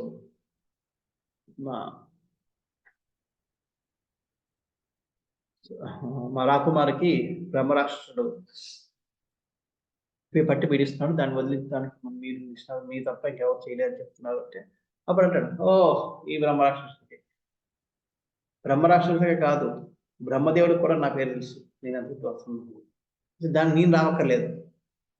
నా శిష్యులు ఉంటారు, ఏ రా పిలిచి వెళ్ళి ఆ బ్రహ్మరాక్ష చెప్పు, నా పేరు చెప్పి నేను చెప్పానని చెప్పు, వెంటనే వదిలేసి వెళ్ళిపోమని. అనగానే వాడు ఇంకా నేను గర్వంగా ఇలా నడుచుకుని కాళ్ళ రైలుకి వెళ్తాడు. వెళ్ళి లేదప్పటికి అక్కడ ఆ బ్రహ్మరాక్ష పడుకుని ఉంటారు. ఇది చూస్తాడు, నేను వచ్చాను పోయిన దాకా పడుకుందా అంటే, ఏ బ్రహ్మరాక్షసి నేనెవరో తెలుసా అంటాడు. ఎవడో రా నువ్వు అంటాడు. ఆడామె మగ గొంతులు మాట్లాడుతుంది. వీడు ఇదేంటి మా ఆడామె మగ గొంతులు మాట్లాడుతుంది. ఆమె చూస్తే కామనంగా ఉంది, గొంతు మంది కన్న కఠోరంగా ఉంది. దీనికి గొంతు అయినా సరే మళ్ళీ భయం, లోపల బ్రాహ్మణులు కదా, బ్రాహ్మణులతో తిరిగి ఉంటారు. భయం వేస్తున్నా సరే మళ్ళీ నేను నన్నే ఎవడంటావు, నీకు తెలియదు అని కాదు, ఎవడో చెప్పరో చెప్తేగా తెలిసేది అంటాడు. నేను యాదవ్ ప్రకాష్ యొక్క శిష్యుడు. అయితే ఏంటట, మా గురువు గారు చెప్పారు ఇప్పుడే లేచి వదిలేసి వెళ్ళిపోవాలి చెప్పి. మీ గురువు నాకు చెప్తాడా, ఆయన చెప్తే నేను వినాలా, నేను చెప్తున్నాను వినంటాడు. ఏంటి మీ గురువు ఇప్పుడు గంటలో కానీ బయటికి వెళ్ళకపోతే నీ గురువుని నిన్ను అందరిని కూడా పరిగెట్టిస్తాను. ఏంటి ఏమనుకుంటున్నావు అన్నాడు. ఏమనుకుంటున్నావు అని చెప్పి అప్పుడు పడుకుంది. ఒకసారి లేచి అంతే బాగా పరిగెత్తాడు. వెనక్కి చూడకుండా పరిగెత్తాడు. పరిగెట్టి తిన్నగిరి యాదవ్ ప్రకాష్ కాలు మీద పడతాడు. గురువు గారు అంటే ఏమైంది, ఎందుకు అమ్మో అదేదో పెద్ద పెద్ద రాష్ట్రలాగా ఉందండి, అది చెప్పిన వెంటనే మీ మీద చెప్పిన వెంటనే లేదు, మిమ్మల్ని బయట వచ్చి వదిలేసి వెళ్ళిపోమని చెప్తుంది. వదలకపోతే మిమ్మల్ని కలిసి పరిగెట్టేట్టు చేస్తారు. ఏంటి నాకు అది చేస్తారు, ఇప్పుడు పద ఇప్పుడే మనం వెళ్దాం అని చెప్పి యాదవ్ ప్రకాష్ వస్తాడు. వచ్చేటప్పటికి అంతవరకు అది రాక్షసులు అదే రాకుమారి కాలు ముడుచుకుని పడుకుని వస్తాడు. ఏ బ్రహ్మరాక్షసు ఏమనుకుంటున్నావు, నేనేమన్నా తెలుసా, ఎవడో ఎందుకు తెలీదు, యాదవ్ ప్రకాష్ అంటాడు. తెలిసి కూడా పడుకుని ఉన్నావా అంటాడు. పడుకున్నప్పుడు ఏం చేయమంటావు, ఇప్పుడు నేను ఆజ్ఞాపిస్తున్నాను, ఈ రాకుండా తీసి తక్షణం వెళ్ళిపోంటాడు. నేను వెళ్ళను, నీ మాటలు చాలులే, నీ మాటలకు నేనే వెళ్ళను. ఏంటి అంటాడు. ఏంటి అని చెప్పి కాళ్ళు ఇప్పి ఆయనకి ఎదురుగా పెడతాడు. నేను ఎంత అవమానం, నాకు ఎదురుగా కాలు పెడతావా, నేను ఇప్పుడు ఏం చేస్తాను చూడు. ఏంటి ఏం చేసేది నువ్వు, ఇందాక నేను చేస్తాను అంట, ఏం చేస్తావు అంటే నా జ్ఞానం తెలుసా నీకు అంటాడు. నువ్వు ఇంత జ్ఞానవంతుడివి, ఇంత నిష్ణాతుడివి, వేదాలు నిష్ణాతుడు, చెప్పు కింద జన్మలో నువ్వు ఎవరో. వేద ప్రకాష్ సైలెంట్ అయిపోతాడు. నేను జ్యోతిష్యం చెప్పగలను, ఇటువంటి ఈ ఎవరు రాక్షసులు ఎవరు ఇదని చెప్పగలను, కింది జన్మ కోసం ఎవరు చెప్పగలరు, ఎవరు చెప్పరే. ఇది ఆయన నన్ను ఏదో మరవం పెట్టడానికి వస్తుంది. నేను అందుకనే ఈ ప్రశ్నతోటి నేను దాన్ని కూడా ప్రశ్నిస్తాను. ఓకే నాకు తెలియదు, నీకు తెలుసా చెప్పు, తెలియదు. అప్పుడు చెప్తారు, కింది జన్మలో ఫస్ట్ నీ వృత్త నువ్వెవరో చెప్పంటారు. అప్పుడు చెప్తా తన కోసం. బ్రాహ్మణ తర్వాత చెప్తాడు, నేను ఒక పెద్ద బ్రాహ్మణ్ణి, బ్రాహ్మణుల కుటుంబంలో పుట్టాను, చాలా పెద్ద విద్వాంసుని. కానీ నా యొక్క గర్వం వల్ల నేను యజ్ఞం చేస్తున్నప్పుడు దృష్టి పెట్టకపోవడం వల్ల, తప్పుడు మంత్రాలు చదవడం వల్ల, దాని ఫలితంగా నేను బ్రహ్మరాక్షసుగా నేను పుట్టాల్సి వచ్చింది. ఓ అలాగా, మరి నా కోసం చెప్పు అయితే అంటారు. నీకోసం చెప్పనా, నువ్వు ఒక ముసలి అంటాడు. ఏంటి నీ ముసలి అంటాడు, నువ్వు బ్రాహ్మణుడు అయితే నీ ముసలిని అడిగారు, ముసలిని అయితే ఈ జన్మలో నేను ఎంత పెద్ద విద్వాంసుడికి ఎలా పుట్టాను అంటాడు. అది నీ పూర్వజన్మ సుకృతం అంట. ఏంటంటే నువ్వు కొంతమంది బ్రాహ్మణులు శ్రీరంగం నుంచి ఇటు వెళ్తున్నారు, తిరుపతికి వెళ్తున్నారు దర్శనం కోసం. వెళ్తున్నప్పుడు వాళ్ళు మధురాంతకం అనే ప్రదేశంలో బస చేసి వాళ్ళు వంట చేసుకుని వాళ్ళందరూ అక్కడ ఆ కాలు చేతి కడుక్కొని భోజనాలు చేసి వెళ్ళిపోయారు. నువ్వు అక్కడ ముసలి రూపంలో ఉన్నావు. ఆ ముసలి రూపంలో ఉండి నీకు దాహానికి ఆ నీళ్లు తాగావు. వాళ్ళు కడుక్కున్న నీళ్ళు, కాలు కడుక్కున్న నీళ్లు తాగావు. వాళ్ళు వదిలిపెట్టేసిన ఆ ఎంగిలంతా తిన్నావు. వాటి ఫలితంగా నీకు ఈ ఈ ఈ జన్మలో ఇంత పెద్ద విద్వాంసుడిగా పుట్టావని చెప్తారు. కనుక అర్థమైంది. ఇప్పుడు అనుకుంటాడు, వృత్తాంతం చెప్పేశాడు, కానీ సొల్యూషన్ రాలేదు. బ్రహ్మరాక్షణ వదిలినప్పుడు ఇప్పుడు నాతో అవును అంటే నాకు అవమానం, అవుతుంది అంటే చేయలేను. ఏం చేద్దాం? కొన్ని దాన్ని అడుగుదాం, ఏటో సొల్యూషన్. మరి ఎందుకు చెప్పినవాడివి నువ్వు? మరి నువ్వు ఈ అమ్మాయిని ఎందుకు వదులుతున్నావు? ఏం పట్టుకుని వేధిస్తున్నావు? దీని పరిష్కారం ఏంటి? ఏ విధంగా నువ్వు వదులుతా ఉంటావు? నువ్వు ఒక సుకృతి ఉంది, దానివల్ల నువ్వు నా దగ్గరకు వచ్చి నన్ను దర్శించే భాగ్యం కలిగిందంటే ఇవన్నీ అనేటప్పటికి ఇది ఇంకా కోపం. నేను దర్శించేది కానీ ఏమనలేడు, ఎందుకంటే రాజుగారి ముందు ఉన్నాడు. ఎందుకంటే నీ శిష్యులో ఒకడు శ్రేష్ఠుడున్నాడు, రామానుజ. ఆయనకి నువ్వు గురువు అవడం వల్ల నువ్వు ఈరోజు నాకు తెలిసాను, నీ జన్మ వృత్తాంతం తెలుసుకోగలిగావు అంటాడు. అవన్నీ వదిలే కానీ పరిష్కారం చెప్పంటాడు. అదే చెప్తున్నాను. ఆయన కానీ వచ్చి వదిలేమని నాకేం వస్తే నేను వదిలేస్తాను అనగానే బాగా నానే చేస్తాడయ్యా, నువ్వు ఎన్ని చెప్పినా నేను ఆయన వస్తే చెప్తాను. అనగానికి రాజు, కాంచీపురం రాజు ఉంటాడు, స్వామి మీరు అవన్నీ వదిలేయండి అని పిల్లల్ని ట్రై చేయండి అంట. తప్పదని చెప్పి పిలిపిస్తాడు. పిలిపించి పరిగెట్టుకుని వస్తాడు. రామానుజాలు వచ్చి గురువు గారు అంటే, ఏదైనా చూడయా, నువ్వు చెప్తే బ్రహ్మరాష్ట్ర వెళ్ళిపోద్దాం చెప్పు. మీరుంటుండగా నేను ఎక్కడ అంటాడు రామాచారి. ఆ తర్వాత నేను గురువు, నువ్వు శిష్యు, ఆ తర్వాత చూద్దాం, ముందు నువ్వు చెప్పి పంపించేయంట. అంటే ఓకే, ఇది చూస్తాడు. చూడగానే రామాచారి చూడగానే అవి రాకుమారి లేచి నిలబడుతుంది, ఆనందంతో పుంగిపోతుంటాడు. ఏమిటయ్యా నీకేం కావాలంటాడు. ఇంకా అప్పుడు అంటాడు, స్వామి నాకు మీ పదధూళి కావాలి అంటాడు. అంటే అటు ఇటు ఆలోచిస్తున్నాడు. మా గురువు గారి ముందు అంటే నేను యాదవ ప్రకారం నేను చెప్పాను కదా, గురువు తర్వాత అవన్నీ తర్వాత చూద్దాం, ముందు ఆయన ఆలోచించి పంపించాడు. అంటే అప్పుడు రామాచార్యులు అంటారు, పోనీ నేను పాదధూళిని ఇస్తాను, కానీ నువ్వు ఇచ్చిపెట్టేవని ఎలా తెలుస్తుంది వీళ్ళందరికీ? దానికి నిదర్శనం ఏంటంటే, అంటే అప్పుడు చెప్తాడు, ఇదిగో ఈ పక్కన రావి చెట్టు ఉంది కదా, ఆ రావి చెట్టు దహించి పడిపోతుంది, అదే చిహ్నం నేను వదిలిచెల్లాను. అంచేత తొందరగా వచ్చి నన్ను ఉద్ధరించండి, నన్ను నాకు మోక్షాన్ని ప్రసాదించండి, ఈ పాదధూళి ఇవ్వని చెప్పి వచ్చి కాలు పట్టుకొని కాలు మీద పడుతుంది. రామానుజాచార్య వాళ్ళు వెళ్ళి కాళ్ళు తన మీద పడతారు. పెట్టడమే అక్కడ రావి చెట్టు పెద్ద శబ్దం చేసుకుంటూ వెళ్ళిపోద్ది. వైకుంఠం విమానం వచ్చి ఆ రాక్షసుని తీసుకెళ్ళిపోతారు. ఈ విధంగా రామానుజాచార్య వారు ఆ బ్రహ్మరాక్షసుని వదిలేస్తారు. అంటే అక్కడి నుంచి ఇంకా రామానుజాచార్య వారి పేరు ప్రజలు వెళ్ళిపోయింది. ఎటు చూసినా రామానుజ యాదవ ప్రకాష్ ఇంకా ఏం చేయాలి అర్థం అవ్వదు. ఇంకా కోపగించుకుంటూ వెళ్ళిపోతాడు. తర్వాత కొన్ని ఉన్నాయి, దాన్ని మనం కంటిన్యూ చేద్దాం నెక్స్ట్ దాంట్లో దగ్గర అర్థం. హరే కృష్ణ. అలాగే ప్రశ్నలు ఉన్నాయి చెప్పిన దాంట్లో ఒకటి రెండు ప్రశ్నలు.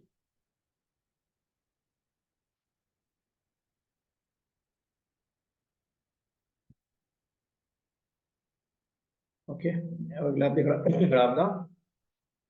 వాంఛా కల్పతరుభ్యశ్చ కృపా సింధుభ్యైవ చ పతితానాం పావనేభ్యో వైష్ణవేభ్యో నమో. అనంతకోటి వైష్ణవులందరికీ హరే కృష్ణ. హరే కృష్ణ ప్రభు.